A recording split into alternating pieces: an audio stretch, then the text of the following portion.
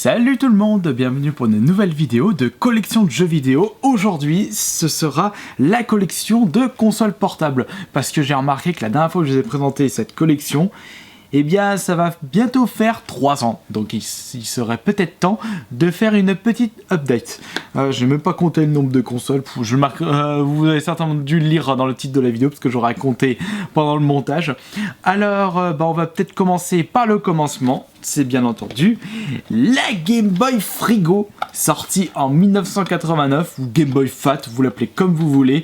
Et c'est une console ultra mythique à posséder absolument dans sa ludothèque. Si vous êtes bien entendu de la génération des années 90, parce que ça sert un petit peu à rien, selon moi, de collectionner des choses qui nous a pas bercé notre enfance. C'est pour cela que moi je ne collectionne pas ce qui est sorti avant la Game Boy qui reste ma toute première console portable, et avec bon nombre de titres de qualité comme par exemple je ne citerai pas bien entendu le très célèbre Tetris. On a Mario Land, Zelda, Donkey Kong Land, Wario Land et bien entendu Batman, où j'avais pas mal squatté à l'époque celui-ci, Mr. Nuts aussi, mais il y en a tellement des jeux sortis sur cette console. Et très récemment, j'ai découvert Probotector. Et d'ailleurs, j'en avais fait un Kirby Play complet si vous désirez aller y jeter un coup d'œil. Mais il y a eu d'autres coloris pour la Game Boy Fat. Regardez, j'en possède deux, justement. Une de coloris rouge et une de coloris bleu. C'est en fait une série appelée Play It Loud qui était sortie en 95. Il y a eu également comme coloris une blanche, une jaune, une translucide et il y a même une noire. Juste après, ils ont sorti la Game Boy Light. Non, pardon, la Game Boy Pocket. Un petit peu plus petite, et cette fois-ci avec 2 piles au lieu de 4, donc une meilleure autonomie, moins de gâchis au niveau des piles. Bon, je ne parle pas bien entendu de la Game Gear, la concurrente, avec 6 piles qui duraient 3 heures, mais au moins elle était rétro-éclairée. C'est pour cela que l'autonomie était moins longue.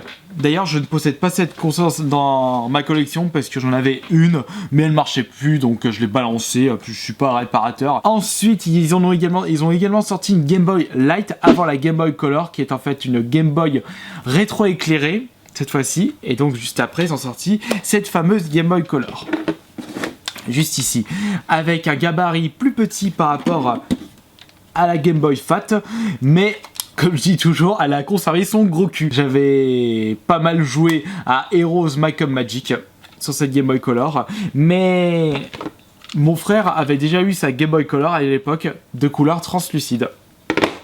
J'ai également, alors Game Boy Color, non, j'ai pas d'autres coloris. Bon, je suis pas à la course aux coloris quand je rentre dans le détail. Si, j'ai la Game Boy Color Pink qui était juste devant, qui attendait sagement son tour. On va continuer avec la série Game Boy, avec la Game Boy Advance. Juste ici, on a eu plusieurs coloris sortis en l'an 2000. Donc on a eu la violette, on a eu la blanche, la translucide si je ne me trompe pas. Après les autres coloris, je ne sais même pas. Et là aussi on a des titres de qualité comme mon préféré qui reste WarioWare. Après, vous pourrez me dire, vous, dans les commentaires, quels sont vos jeux préférés, que ce soit dans Game Boy, Game Boy Advance, Game Boy Color, et laquelle vous préférez en Game Boy. Moi, ma Game Boy préférée restera l'Advance, qui est d'ailleurs rétro-éclairée, ce qui n'est pas le cas pour la Game Boy Advance. La SP est rétro-éclairée et très maniable, avec cette fois-ci un chargeur à la place des piles, qui possède d'ailleurs une très bonne autonomie. Mais ce qui fait la force des Game Boy Advance, que ce soit l'édition standard et la version SP, c'est bien entendu la rétrocompatibilité, avec où on peut jouer aux jeux Game Boy, Game Boy Color ainsi que Game Boy Advance. Tout en a cette console, c'est pour cela que j'aime bien celle-ci, la prise en main. Et avant de sortir la DS, ils ont sorti la Game Boy Micro. Elle est toute petite, regardez-moi ça, mais du coup c'est immaniable. Bon, ça c'est plus petit qu'un smartphone, et si on compare avec une manette de jeu récente, bon, je vais vous montrer comparé par rapport à la manette Xbox One, regardez-moi le petit bazar. C'est vrai que au niveau de la taille de l'écran, faut être comme ça à regarder, mais c'est tout petit. Jouer à Golden Sun sur cette console, mais c'est limite injouable selon moi. Faut pas jouer à un jeu où les textes sont un petit peu trop petits. Et regardez, si on compare avec l'écran de la Game Boy Advance SP, il y a quand même une grosse différence. Mais cette console a fait un bug du coup, puisqu'elle était vraiment sortie en fin de vie de la Game Boy Advance. Et peu de temps après, ils ont sorti la DS. Et d'ailleurs, en parlant de DS, je vais commencer par vous montrer les DS Fat que je possède. Avec le premier coloris, une bleue. On appelle cela une DS Tank. Le retour de la console, on peut plutôt des consoles de chez Nintendo avec double écran, puisque c'était déjà le cas avec les Game & Watch, que j'en possède une dans ma collection. Il se nomme le Gold Cliff. Et ils se sont inspirés du design de la Game & Watch pour sortir la DS Tank. Enfin, la première DS, je veux dire. Avec écran tactile, mais au stylet, pas au doigt. Parce qu'au doigt, c'est complètement injouable. Là aussi, j'avais acheté mon premier jeu de la DS. Je me souviens, c'était WarioWare Touch, puisque j'avais tellement adoré le WarioWare Inc. Que je voulais absolument jouer à la suite, le Touch. Et j'en ai bousillé des écrans de DS à cause de ce jeu. C'est vraiment le problème de cette console. L'écran tactile, c'est bien. Ça donne un nouveau style de jeu. Mais au bout d'un moment, on se lasse un petit peu. Ça, c'est mon avis. Je préfère nettement jouer avec une croix directionnelle ou un joystick, des boutons. Et pour moi, tout ce qui est jeu avec stylet, avec Wiimote ou avec Kinect, c'est un petit peu farfelu. Après, il faut voir pour le casque à réalité virtuelle. Là, c'est encore autre chose. Alors, j'ai également le pack Mario Kart DS avec la DS aux couleurs grises. Je possède les DS Lite, qui est en fait la deuxième version de la DS Tank.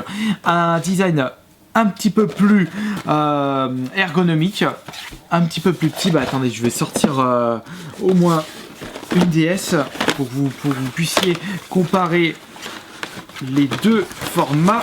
Par contre, la batterie a été changée parce que c'est pas le coloris original. Qu'est-ce que c'est que ce truc?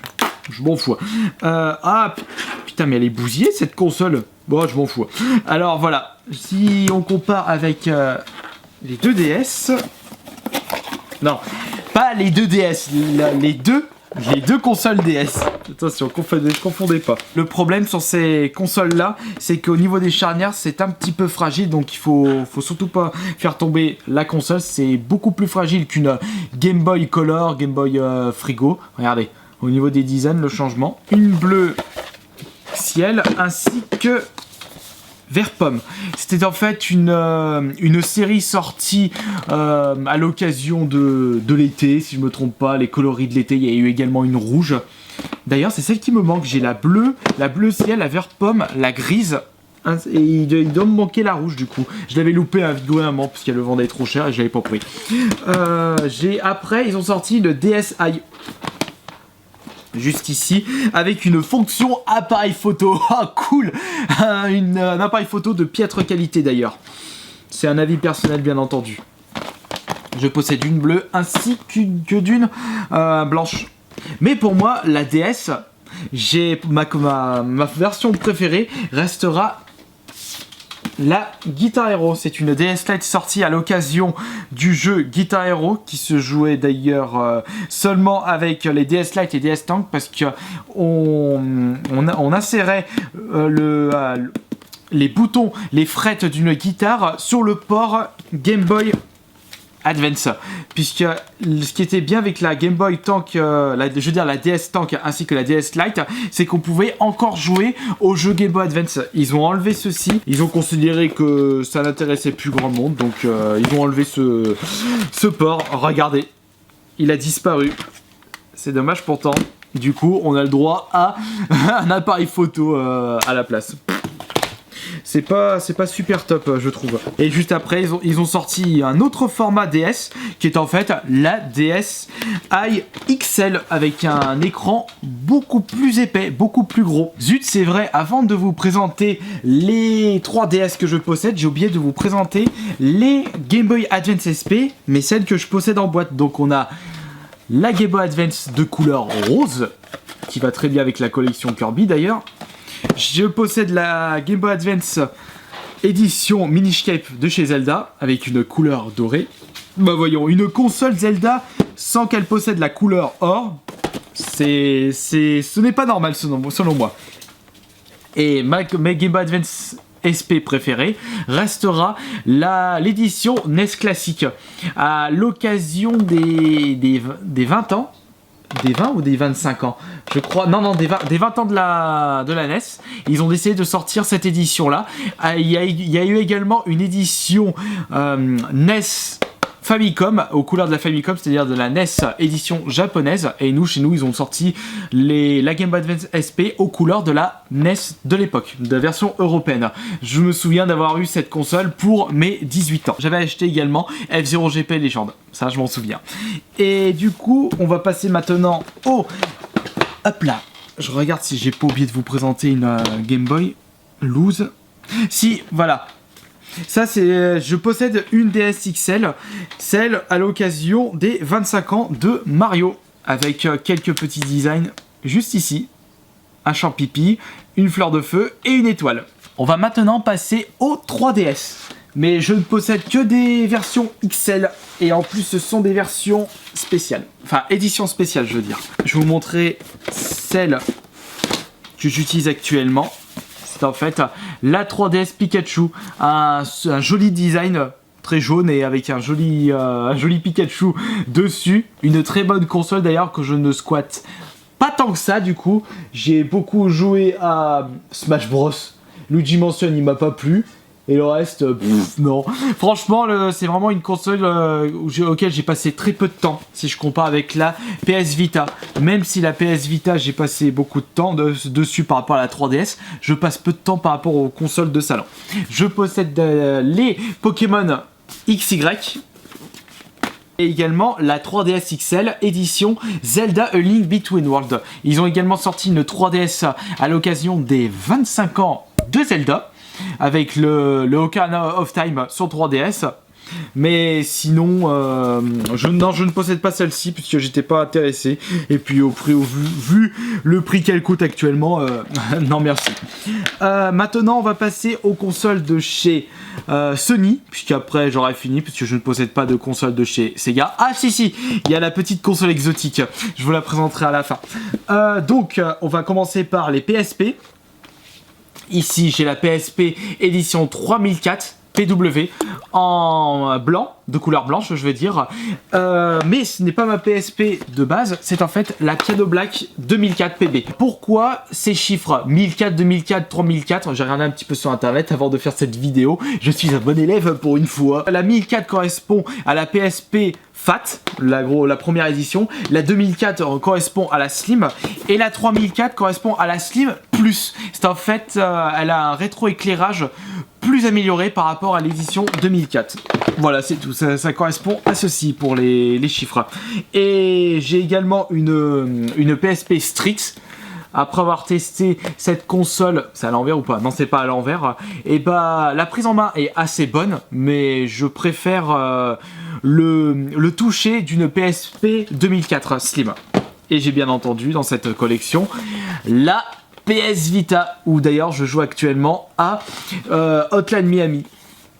Une très bonne console d'ailleurs qui est bientôt en fin de vie en Europe. Elle n'a pas été présentée lors de l'E3 2016 puisque comme c'est un salon qui correspond au marché américain et européen et que cette console bide dans ces pays-là, forcément Sony n'a pas décidé de présenter quelques jeux de la PS Vita. On peut dire qu'elle est morte chez nous. Mais par contre, d'après les dires sur internet, elle a encore beaucoup d'avenir au Japon. Bah, il suffit de voir les ventes de celle-ci. Et je pense qu'au prochain Tokyo Game Show, il va avoir des annonces, mais cela se focalisera seulement pour le sol japonais. Et la petite dernière à vous présenter dans cette collection console portable, c'est bien entendu la Neo Geo Pocket Color qui se démarque de son stick à la place d'une croix directionnelle. Faut dire qu'à l'époque, c'était vraiment la seule console portable qui possédait un stick. Et j'ai beaucoup joué à King of Fighters ainsi que Samurai Shodown. Une très bonne console de portable. Le problème, c'est qu'elle s'est très peu vendue et les jeux, bah, ça se compte sur les doigts d'une main limite. Il y a bien entendu du Metal Slug, Pocket Tennis, quelques jeux de sport, des jeux qui valent le coup d'œil, mais c'est assez rare de trouver cette petite console à l'heure actuelle et des jeux qui va bien avec. Et bah, d'ailleurs, je remercie l'ancien pote à mon grand frère qui m'avait vendu cette console, il m'avait vendu à l'époque à 30 €. Il m'avait vendu en même temps que la Game Boy Advance. Ma première Game Boy Advance, c'était en 2000. Je sais même plus c'était en quelle année. 2000, 2001 ou 2002. Oh, enfin bon. Enfin voilà, du coup, j'espère que cette petite vidéo tranquillou de cette collection de consoles portables vous aura plu. Et bah merci beaucoup d'avoir regardé cette vidéo. Je vous dis à la prochaine.